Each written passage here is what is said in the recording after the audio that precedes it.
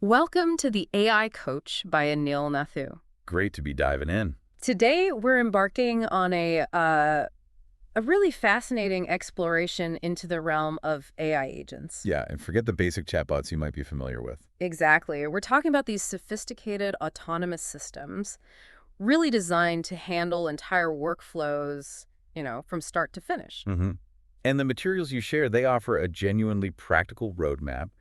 It's about understanding and, well, even building these things. Right. So our goal in this deep dive is really to pull out the core ideas, the benefits, and also the critical things you need to consider for using AI agents effectively. We know you're keen to gain comprehensive knowledge efficiently. Yeah, cut through the noise. Exactly. And this discussion, drawing right from that a practical guide to buildingagents.pdf, it's tailored to do just that, deliver actionable insights. Okay, so let's kick things off with the fundamental question. Yeah. What exactly is an AI agent? It's a good place to start because it's easy to sort of lump them in with other AI tools. Right. But the crucial difference really is autonomy. Autonomy. Yeah, while, traditional software or even simpler LLM apps like basic sentiment analysis, they automate specific tasks. Sure. An AI agent, it goes further. It independently manages and runs entire workflows to hit a goal on your behalf. Right.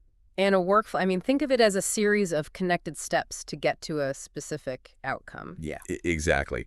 The guide gives some great examples. Resolving a customer service issue, like from the first contact all the way to resolution. Or booking travel, maybe complex travel. Or even, say, making a code change and deploying it. These aren't just single actions. No, it's the sequence. That's where the agent power comes in. And what's really interesting are the core capabilities that give them this independence.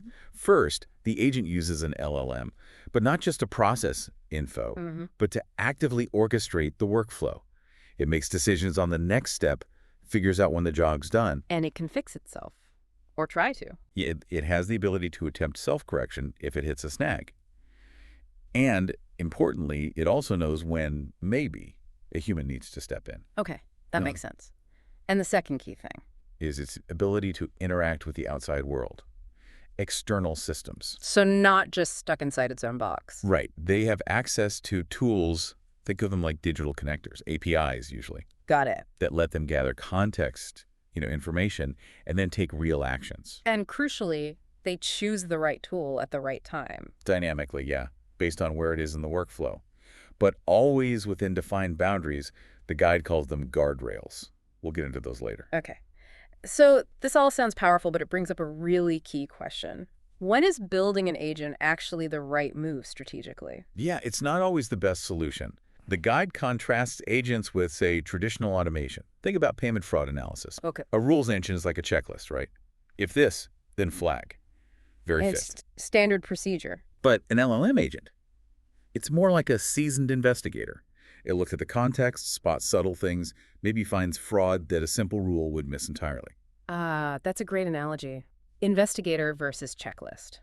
So the guide highlights specific scenarios then. It does. First up, complex decision-making. Workflows needing nuanced judgment, lots of exceptions, or really understanding context, like approving a tricky refund. Right, not just a simple yes-no. Exactly. Then there's a situation with difficult-to-maintain rules. Systems that just get incredibly complicated over time. Precisely. Huge, tangled rule sets that are a nightmare to update, like those complex vendor security reviews they mentioned. An agent can handle that ambiguity better. Makes sense. And the third area? Heavy reliance on unstructured data. So dealing with emails, documents, conversations, natural language. Yep. Interpreting customer messages, pulling info from diverse documents, engaging in conversation. Think about processing insurance claims. Tons of unstructured info there. Okay, complex decisions, messy rules, unstructured data. Those are the flags. But, and the guide stresses this, you really need to check if your use case fits these before you commit to an agent. Right. Don't use a sledgehammer to crack a nut. Exactly. Sometimes a simpler deterministic fix is all you need. Okay, so we know what they are, roughly when to use them. Let's break down what actually makes them tick, the core components. The guide lays out 3 foundational elements, and it's actually quite an elegant structure. What are they? First, the model. That's the LLM, the brains doing the reasoning. The engine. Second, the tools, those external functions, the APIs, the things it uses to interact. Its hands and eyes on the world. And third, the instructions. The explicit guidelines, the rules, the guardrails defining its behavior. The rule book. Model, tools, instructions. Yep, And the guide even shows a little code snippet using their agent's SDK, just illustrating how these pieces fit together. Name, instructions, tools list, simple building blocks. Okay, let's dig into the model first. Choosing the right LLM. It's not just about picking the biggest, most powerful one, is it? Definitely not. The guide points out, and this is something the AI coach by Anil Naku often covers, you need to think about trade-offs. Capability, yes, but also latency, speed, and cost. Ah, the classic triangle. Good, fast, cheap. Pick two. Sort of. But you can be smarter. The guide suggests maybe using different models for different parts of a workflow. Oh, interesting. Like a simpler model for a basic task. Exactly.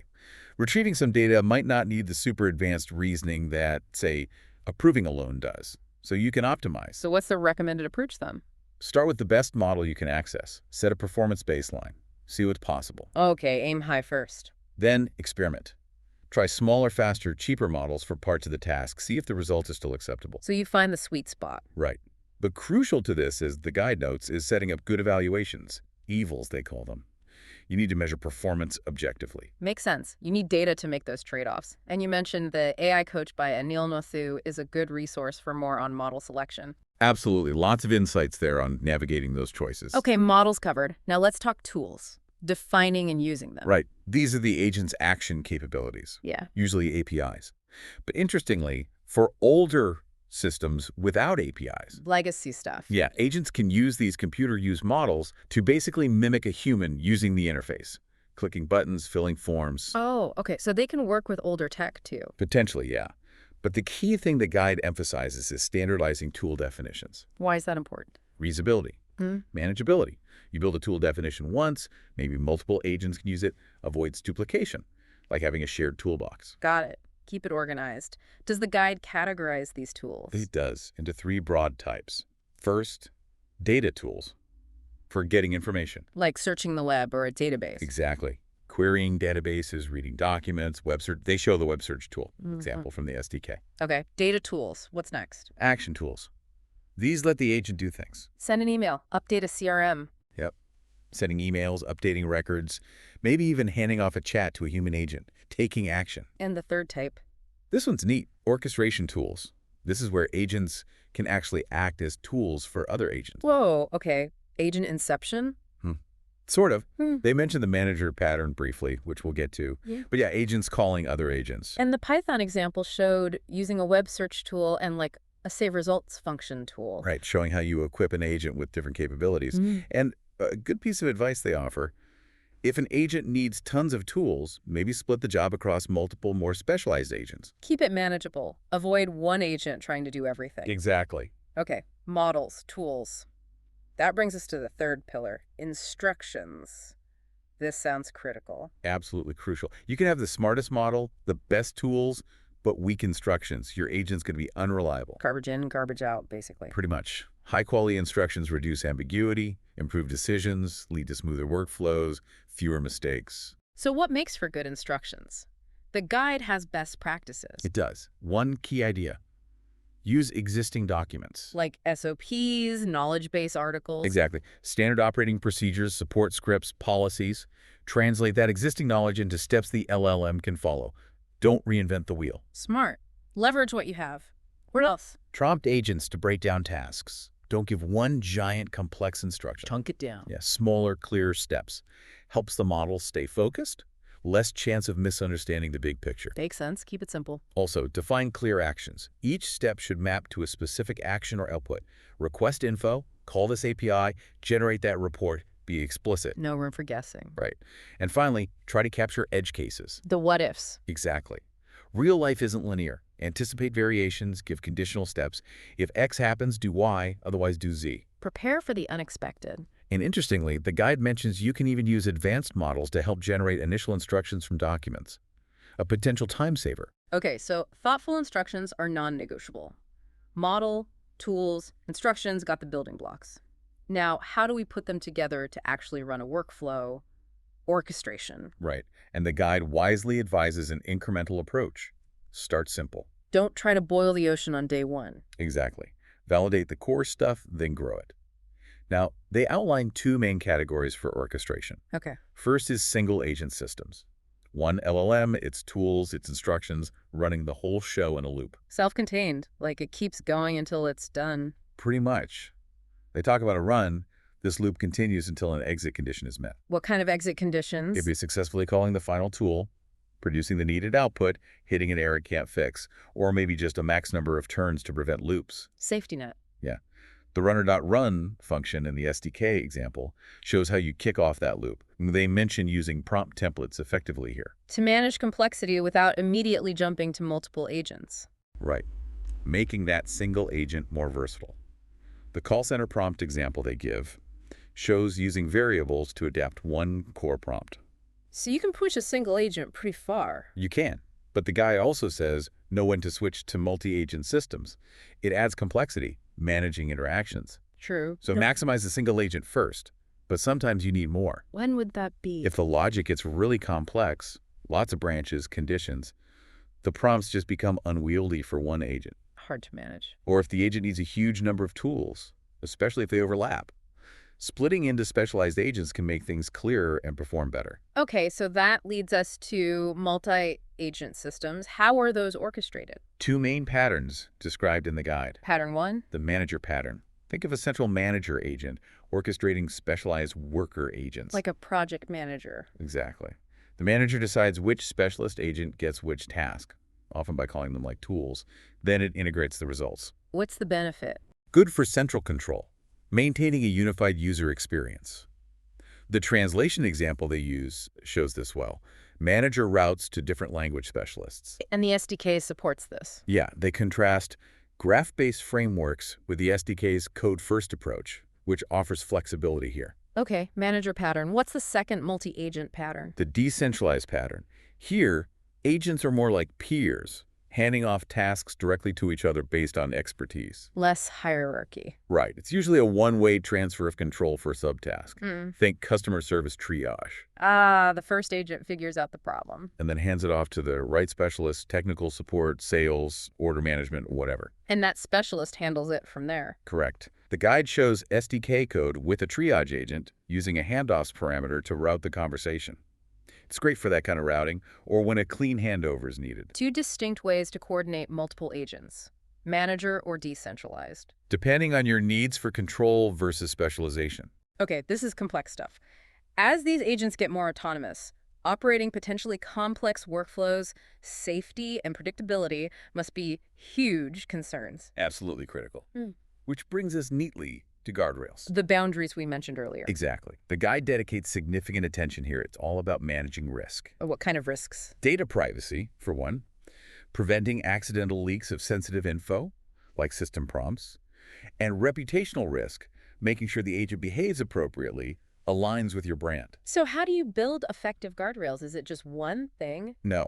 The guide strongly pushes a layered defense. Multiple types of guardrails working together. Layers of security. Makes sense. What are some types? Okay. There's the relevance classifier, keeps the agent on topic, stops it wandering off. Important for focus. A safety classifier detects harmful inputs, jailbreaks, prompt injections. Security checks. A PII filter, crucial for blocking personally identifiable information. Privacy protection. Moderation tools flag harmful or inappropriate content in general. Maintaining standards. Tool safeguards assess the risk level of different tools the agent can use. Maybe some actions need extra checks. Risk assessment for actions. Simpler rules-based protections like blacklists, length limits, basic deterministic checks. Simple but effective barriers. And output validation, checking the agent's response for brand alignment, tone, etc. Ensuring it sounds right. Wow, that's a lot of layers. It is. The recommended heuristic is practical, though. Start with privacy and safety first. Those are table stakes. The essentials. Then, add more guardrails based on actual problems you see in testing or deployment. Respond to real issues. Learn and adapt. And always optimize that balance between security and user experience. You don't want guards so tight the agent is useless. True. The SDK example showed an input guardrail decorator. Yeah, the churn detection agent example illustrates implementing these checks directly in the code. And a crucial point, always plan for human intervention. When things go wrong, or for high-stakes decisions. Exactly. Define failure thresholds. Know when a human needs to take over. Okay, guardrails are essential for trust and safety. So let's try and wrap this up. bringing it all together. This deep dive into the guide really shows AI agents are a big step up from simple LLM apps. They can automate whole workflows, reason, adapt. But building them well requires careful thought about the model, the tools, and especially those And instructions. choosing the right orchestration, single or multi-agent, based on complexity. And underpinning it all, robust guardrails for safe operation. The advice to start small, validate, and iterate seems key. That's echoed in resources like the AI Coach by Anil Nathu to focus, validate, grow. Right. That's how you unlock the real business value. Absolutely. Start focused, grow capabilities iteratively. That seems to be the path to success. Which leads to a final thought for you, the listener. Looking at your own world, your own industry, what complex workflows, the ones that require judgment and multiple steps, do you see these increasingly sophisticated agents tackling or maybe even fully automating in the coming years? Something to definitely ponder. It's moving fast. Thank you for joining us today. Visit the AI Coach website for more AI insights by Anil Nathu.